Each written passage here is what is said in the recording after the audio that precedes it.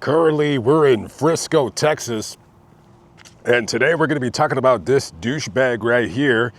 His name is Zacharys. Do you guys think maybe I'm a little bit too old to be using the word douchebag?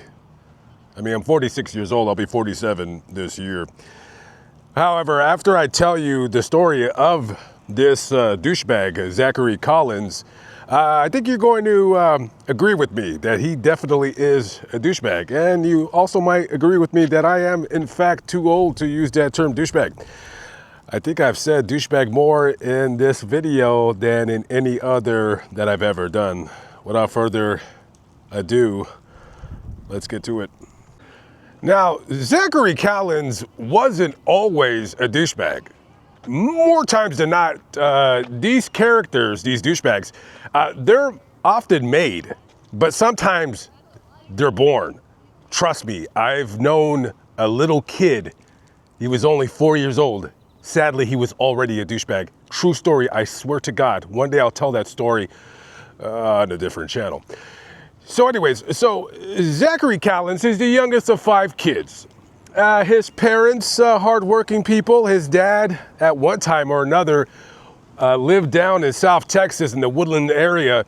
He was a Spanish teacher, but at the time of this event, he had worked doing database work for different financial institutions. Now, the family, to say they were sheltered or maybe the parents didn't really want them hanging out with other kids, I don't know if that's 100% accurate. These kids were definitely sheltered for sure. As a matter of fact, Zachary, when he was a little kid, younger kid, he wasn't even really allowed to drink soda and other like sugary drinks. And his parents, Ryan and Maria, they were pretty strict. You know what I mean? Kids have curfews. But it's not like one of these stories where the kids are not allowed to play with other kids and they're told to stay in their room and read the Bible passages 1,000 times over. No, it wasn't like that. All the children had like friends. They probably played at this school right here. And I'm sure some of their friends lived in these very houses right here. But no, they weren't sheltered kids. And Zachary, he was homeschooled. And that's all he knew all his life. So how the hell are you going to meet other friends when you're homeschooled? Listen, I ain't saying, yes, I said ain't. I ain't saying that being homeschooled is weird or it's not weird. However, look, here's the thing. I know some of these schools can be a little dice, as I like to say it. However, your kid needs those social interactions, whether good or bad. It kind of develops their armor plate later in life when they have to deal with the jerks of society. And you're not going to get that kind of immersion into, the different social atmospheres that schools provide if you're homeschooling your kids. I'm just saying, that's just my personal opinion. Anyways, be it as it may, Zachary's homeschooled, and he fancies himself a pretty damn good artist. Now, one day, Ryan, Zachary's dad, says, "Hey, listen, kid, I think you're getting a little bit weird." I don't know what he told him. I'm just, maybe I'm making stuff up. Maybe I'm, just kind of putting stuff in there. Sometimes I kind of do it to dress up the story. But, he's basically telling his son, he's like, "Listen, you're going to start going to regular school." He could have been telling him that he's going to go to a regular school. Maybe it was a private school. Maybe it was a Catholic school, whatever the case might be. He's telling him, you got to go to regular school. And Zachary doesn't want to go to regular school. Now, Zachary has friends. He has a normal, circle of friends, but he's kind of a loner. And he's probably kind of a loner because he's been homeschooled most of his life. So maybe he doesn't really know how to interact with other people his age. Maybe he's what you would call awkward. But, he tells his dad, he goes, "No, I don't want to go to school. I want to stay here and be homeschooled. And I want to draw and paint all day," because he fancies himself an artist. Maybe he's good. Maybe he's not. Who knows? And also, Zachary's in this rebellious state. you got chores around the house, and Zachary says, no, I'm not going out in the yard. I'm painting. I'm painting right now, Dad. Excuse me.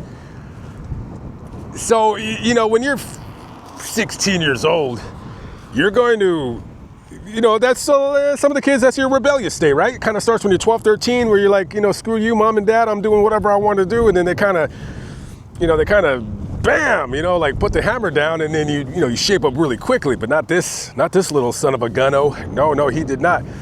So his parents are having problems with him, and them telling him, to do your chores, and he's not doing it. No.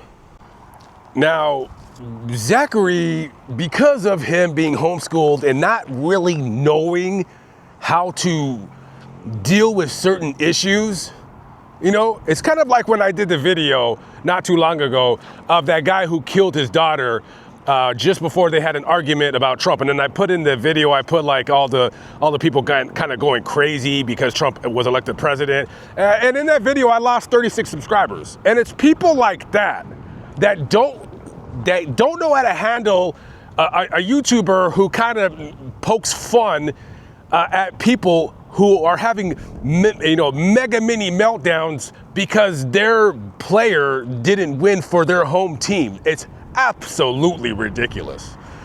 Anyways, hopefully those 36 subscribers will find their way back to my channel one day. And Zachary, he's one of those weirdos.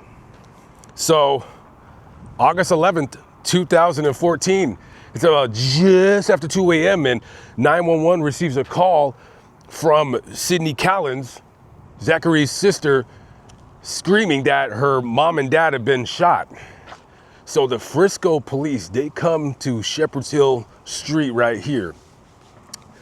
And as soon as they pull up to the house, they see both Sydney and Zachary outside. Now, Sydney is going like apers.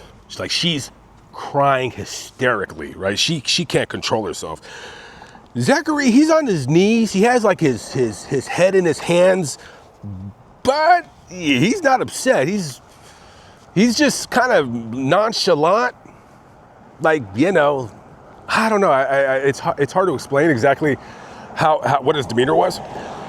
So when the cops get here, they're like securing the scene, and one of the cops is standing next to Zachary and his sister, and they hear Sydney said, "Hey, did you plan this? Like, you planned to kill them?" And he's like, yeah, I did it.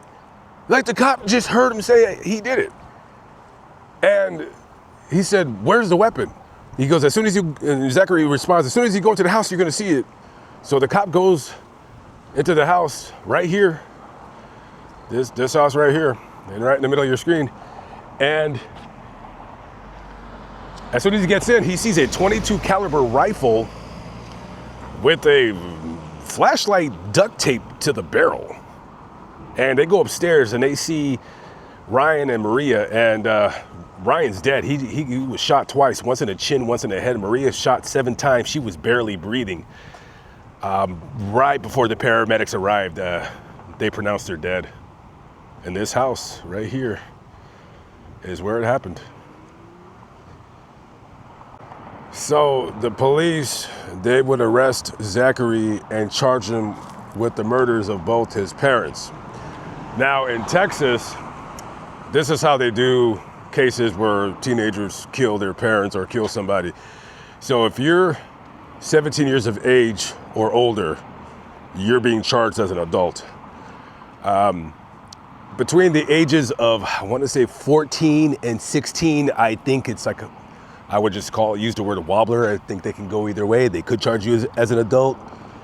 Anything under 14, I believe they're not able to charge you as an adult. But as you start getting more and more of these stories of these teenagers killing their, excuse me, I'm a little bit under the weather. As you get more of these stories of these teenagers killing their parents and killing other people, you're going to start getting more like younger kids, even under 13, 11, 12. And there's been cases of it where they're charged as adults. So he is certified as being able to stand trial for the murder. So a couple of years later after the murders, he was found guilty and he was sentenced to life in prison. Now, however, he does have the eligibility for parole. So his first parole date is going to be, I think, in the summer of 2044. Now, at that time, he would have already served 30 years in prison. So the parole board, they're going to look at whether, you know, like if he has any infractions in prison, they're going to look at his age at the time of the crime. They're going to look at the circumstances in the case. I feel as long as he doesn't give like any of the jailers or the, you know, or other people working at the facility any kind of a problem, being that it's Texas, I would say I'd be surprised if he gets his first parole. But you know, as long as he doesn't commit any crimes, I mean, I can see him eventually getting out. He'll probably be in his 50s or 60s. You know, and again, you know, this is a clear-cut example of somebody who could have said, you know what, okay, I'm 16 now, I'm going to be 18, I'm going to get out, you know, do my own thing. He could have waited 2 years to get the heck out of that house. I'm like, I'm 18, you can't do nothing to me now. But there's these adults that they go and they just don't know how to handle a difference of opinion. They don't know how to handle things.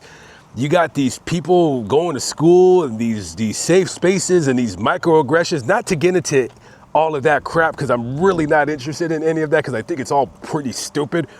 But this is what happens when you create the environment for these weenies to do this, because then they don't know how to respond to when people do something that they don't like. And in rare cases, such as this, they respond by killing their parents.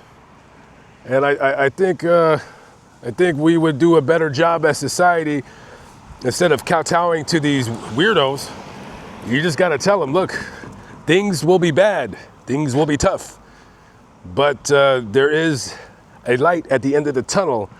We cannot be fostering more and more weirdos in society. It's just, I don't know. Anyways, I'm going to zip my mouth right now before I lose another 36 subscribers. Heaven knows I need my subscribers. Okay, I cannot afford to buy my subscribers. Okay, I don't got that kind of deep pocketbook, kids. Okay, I need all the subscribers I can get. Oh, by the way, before I end the video, because I feel like I'm like kind of just like yammering, which is what I love to do. I just love to yammer. I did message Zachary to see if he wanted to do an interview. Normally, inmates, you know, they don't. You know, it's like you got to message like 15 to get like 1 or 2 back, which is why I don't really bother with the inmate stuff anymore. It's because it's just it's kind of time consuming. But you know, you never know. One day I might come back with that channel and do it seriously. It's just a time suck. But I do love talking to them when I do get their side of things. All right, guys, I'm out of here. Catch up with you on the next video. Don't kill your parents. If you're a teenager and you hate your parents, you're going to be 18 years old. Just move out and go buy a minivan, go do your own thing. That's exactly what I did. All right, catch up with you later. Peace out.